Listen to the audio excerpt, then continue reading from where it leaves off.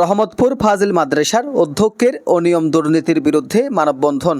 চিতলমারী প্রতিনিধির ভিডিও চিত্রে বিস্তারিত।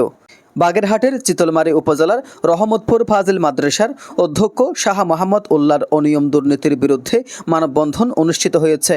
রোববার 10 আগস্ট বেলা 12টায় মাদ্রাসার মাঠে শিক্ষক, কর্মচারী, শিক্ষার্থী, অভিভাবক ও এলাকাবাসী ঘণ্টাব্যাপী মানববন্ধনে অংশ নেন। বক্তারা অভিযোগ করেন, আওয়ামী লীগ সরকারের আমলে প্রভাব খাটিয়ে নিয়ম বহির্ভূতভাবে অধ্যক্ষের পদে বসেন শাহ মোহাম্মদ উল্লাহ। দায়িত্ব নেওয়ার পর থেকে রাজধানী ঢাকার ফ্ল্যাট, স্থানীয় প্রায় 5 একর জমি ও মাছের ঘের দখলসহ প্রতিষ্ঠানের সম্পদ আত্মসাৎ করেছেন। কয়েক লক্ষ টাকার গাছ কেটে নিয়েছেন।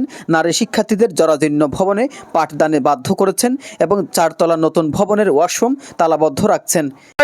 সভাপতি মাহমুদ সাহেবকে ডেকে নিয়ে জোর করে বলছে যে এখানে স্বাক্ষর দাও। উনি তাকায় রয়েছে, বলছে যে আমি স্বাক্ষর দিতে বলছি, তুমি স্বাক্ষর দাও, কোনো কথা নাই। ওইভাবে জোর করে স্বাক্ষর নিয়ে ওনার অধ্যক্ষ পদে উনি বৈধ হয়। এরপর থেকে উনি এই মাদ্রাসার যে সম্পত্তি আছে 60 থেকে 70 বিঘা সম্পত্তি, বিভিন্নভাবে আয় উপার্জন আছে, মাদ্রাসার মাহফিল, মৌসুমি কালেকশন, এইগুলো আত্মসাতের জন্য উনি যে কমিটিগুলো করে, এই কমিটির যে সভাপতি যারা থাকে, যারা এরা নিজেরাই জানে না যে আমরা সভাপতি, এবং বছরে কোনোদিন তারা সেই মাদ্রাসার খোঁজখবর নেয় না। কারণ হচ্ছে যদি স্থানীয়ভাবে, আমরা যখন বারবার বলছি যে স্থানীয়ভাবে আপনি কমিটি করেন, উনি স্থানীয় লোক দিয়ে কমিটি করে না এই কারণেই যে এই দুর্নীতি অনিয়মগুলো করতে পারবে না।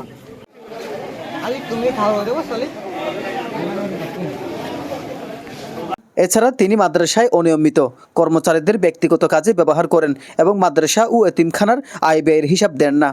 পকেট কমিটি গঠন করে দুর্নীতি আড়াল করেছে বলেও অভিযোগ ওঠে।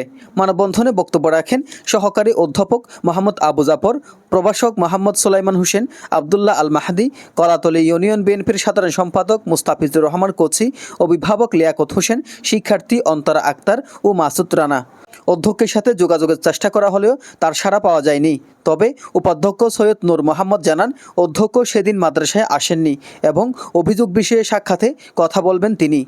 এজান নিজামুদ্দিন, ডেস্ক রিপোর্ট।